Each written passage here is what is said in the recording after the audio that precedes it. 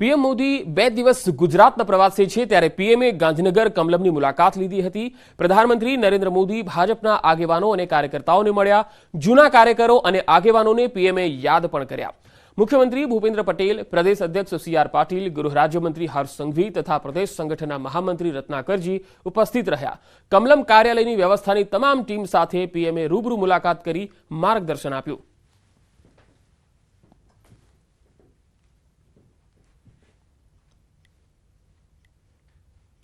નાના કાર્યકર્તાઓ લગભગ 196 જેટલા કાર્યકર્તાઓ જે અલગ અલગ ટીમ બનાવીને કામ કરે છે એમની સાથે એમણે વાત કરી। એમના સમયમાં કેવી રીતે કામ કરતા હતા, એમાં કેટલાક લોકોને પણ એમણે યાદ કર્યા અને એમણે બધાને માર્ગદર્શન પણ આપ્યું કે કામ કેવી રીતે કરવું જોઈએ। અને હવે વાત મહાસંગ્રામની।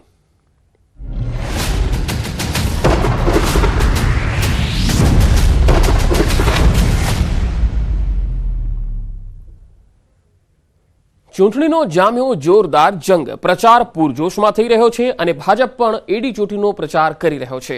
આજે પીએમ મોદી એક જ દિવસમાં 4 સભા ગજવશે તો કેન્દ્રીય ગૃહમંત્રી અમિત શાહ 4 મેના રોજ બોડેલી વાંસદામાં સભા ગજવશે। અમિત શાહ 4 મેના રોજ સવારે 10 વાગે છોટાઉદેપુરના બોડેલી તાલુકા સેવા સદનની બાજુમાં જનસભા સંબોધશે, જેમાં ભાજપના ઉમેદવાર જસુ રાઠવાના સમર્થનમાં પ્રચાર કરશે। તો 4 મેએ અમિત શાહ નવસારીના વાંસદા તાલુકામાં બપોરે 1 વાગે ગાંધી મેદાન ખાતે સભા સંબોધન કરશે, જ્યાં વલસાડ ભાજપ ઉમેદવાર ધવલ પટેલ માટે પ્રચાર કરશે। આ તરફ ભાજપ રાષ્ટ્રીય અધ્યક્ષ જેપી નડ્ડા આજથી 2 દિવસ ગુજરાત પ્રવાસે આવશે। આ 2 દિવસમાં તેઓ 4 બેઠક પર પ્રચંડ પ્રચાર કરશે।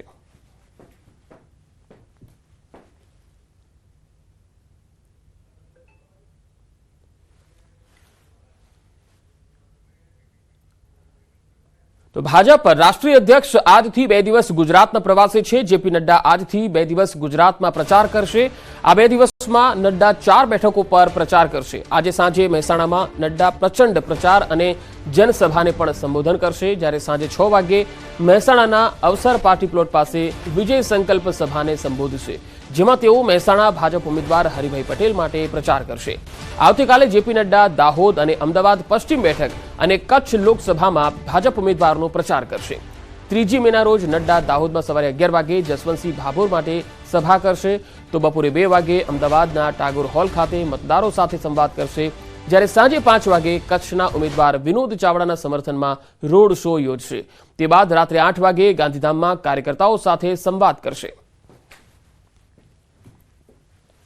તો 2 દિવસ 4 બેઠકો પર જેપી નડ્ડા પ્રચાર કરવાના છે। જેપી નડ્ડા પણ 2 દિવસ ગુજરાતના પ્રવાસે છે અને અલગ અલગ બેઠકો પર મતદારો સાથે સીધો સંવાદ કરશે। આજે સાંજે 6 વાગે તેઓ મહેસાણામાં સભા કરવાના છે। આવતીકાલે 3 લોકસભા બેઠકો પર પ્રચાર કરવાના છે, જેમાં દાહોદ અને કચ્છ જે મહત્વપૂર્ણ બેઠક મનાય છે ત્યાં પણ પ્રચાર કરવાના છે। 3 મેના રોજ સવારે 11 વાગે દાહોદમાં જનસભાનું આયોજન છે, જ્યાં જેપી નડ્ડા સંબોધન કરશે। તો બપોરે 2 વાગે 3 તારીખના રોજ અમદાવાદમાં ટાગોર હોલ ખાતે સંવાદ કરશે। તો સાંજે કચ્છ બેઠક પર પ્રચાર કરશે। રસીને લઈને કોંગ્રેસના પ્રહાર પર ભાજપના ડોક્ટર સેલ દ્વારા વળતો જવાબ આપવામાં આવ્યો। આઈસીઆરએમ એ 3 ટ્રાયલમાં વેક્સિનના રિઝલ્ટ સારા જોયા બાદ 1 વર્ષ પછી 16 જાન્યુઆરી 2021માં પ્રથમ વખત રસી આપવાની શરૂઆત કરી હતી। ભારતમાં 216 કરોડ ડોઝ અપાયા છે। આ રસીથી 0.0004% ક્લોટિંગ તરફની તકલીફ જોવા મળી છે। WHO અને એસ્ટ્રાઝેનેકાએ આ રિપોર્ટ આપ્યો છે। કોઈ સ્ટડી કર્યા વગર સરકાર કે લોકોને કોંગ્રેસ ભ્રમમાં મૂકી રહી છે। કોઈને જે ક્લોટિંગ થાય છે કે કોઈને કંઈક હાર્ટ એટેક સડન આવતો હોય છે, એના માટે કોમોર્બિડ કન્ડિશન જેમ કે સ્મોકિંગ હોય અથવા તો એને કોઈ ડાયાબિટીસ હોય, બીપી હોય કે જે બીજા કોઈ પણ એને મેડિકલ કોઝ હોય, એ લોકોને એક સડન કાર્ડિયક એરેસ્ટ થતો હતો।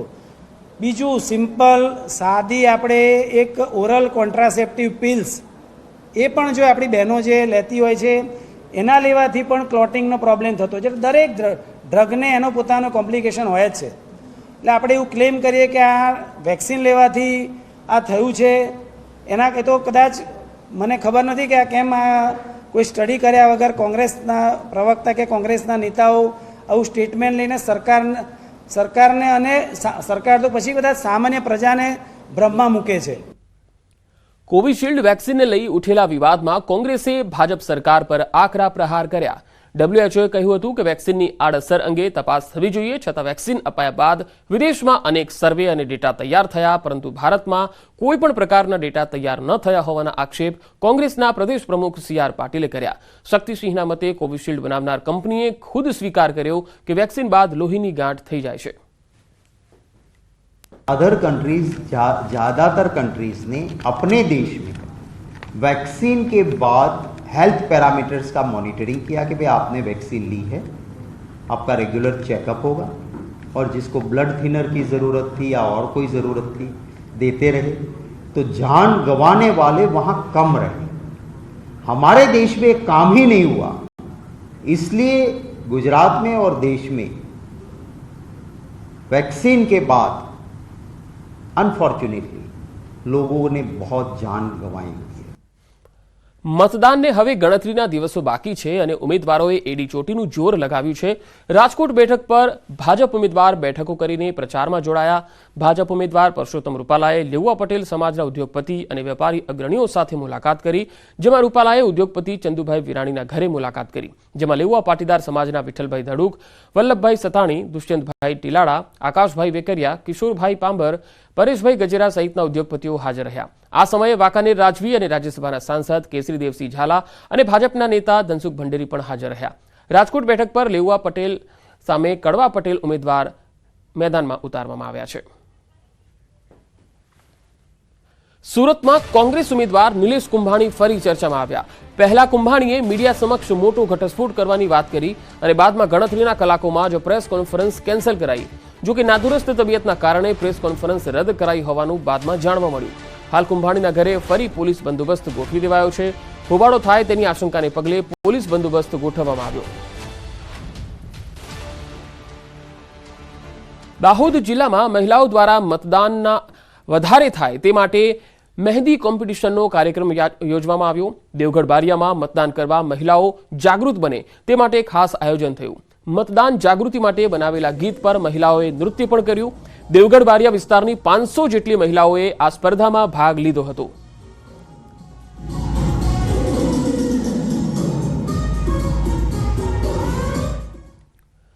રાજ્યમાં લોકસભા ચૂંટણીના હવે ગણતરીના દિવસો બાકી છે, ત્યારે બારડોલી લોકસભા મત વિસ્તારમાં સમાવિષ્ટ તાપી જિલ્લામાં ગુજરાત સરકારના મંત્રી મુકેશ પટેલે ભાજપનું સહકાર સંમેલન આયોજિત કર્યું, જેમાં ભાજપના હોદ્દેદારો અને કાર્યકર્તાઓ ઉપસ્થિત રહ્યા.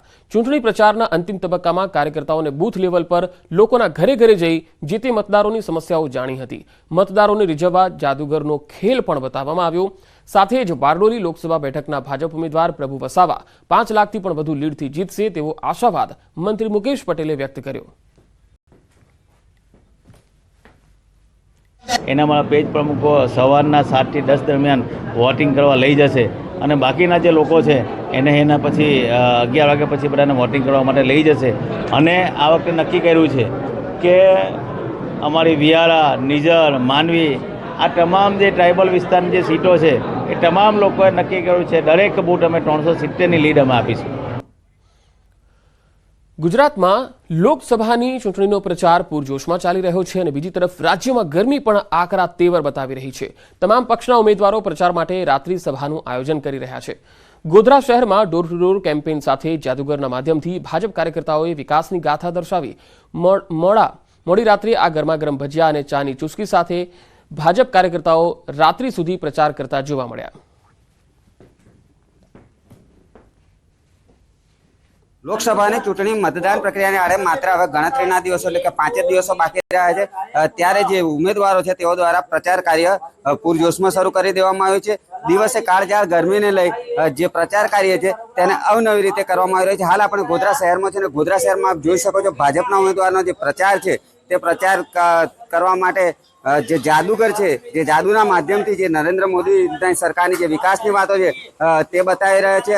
અને જે અહીંયાના જે મતદારો છે તેઓમાં જે નરેન્દ્ર મોદી સરકારના જે વિકાસના કામો છે, ભાજપની સરકારના જે વિકાસ કામો છે તેને પહોંચાડવાનો એક પ્રયાસ કરી રહ્યો છે. આપ જોઈ શકો છો દ્રશ્યોમાં ગોધરા શહેરનો ભોયવાડા વિસ્તાર છે અને ભોયવાડા વિસ્તારમાં અહીંયા જે રહીશો છે તે એકત્રિત થાય છે, સાથે સાથે બાળકો મનોરંજન માણી રહ્યા છે અને જે અન્ય જે લોકો છે તે પણ આજે ભાજપના જે પ્રચારના કાર્ય માટે જે આવેલા છે જાદુગરો, તેમના દ્વારા આપવામાં આવતા મનોરંજનનો લાભ લઈ રહ્યા છે.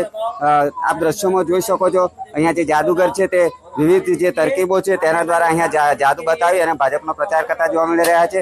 આપણી સાથે અહીંયાના કેટલાક જે રહીશો છે તેઓને પણ પૂછવાનો પ્રયત્ન કરીશું. આપણે ગરમીનો માહોલ છે, પ્રચાર કાર્ય ચાલી રહ્યું છે, શું કહેશો?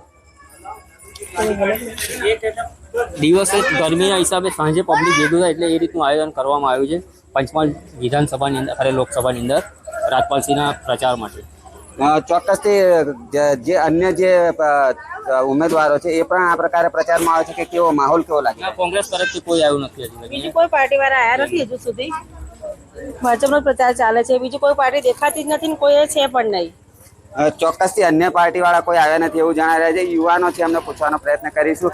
અત્યારે ગરમીનો માહોલ છે, કેવો માહોલ ચાલી રહ્યો છે? ચૂંટણીઓનો જે પ્રચાર કાર્ય છે આ જાદુગરને લઈને આવે છે, કેવું લાગી રહ્યું છે? સરસ લાગે છે અને ગરમીમાં પણ લોકો ઉત્સાહ દેખાઈ આવે છે બધાનો, અને ભાજપને જ વોટ આપવાના છે અને ભાજપને વર્ષોથી આપે જ છે વોટ.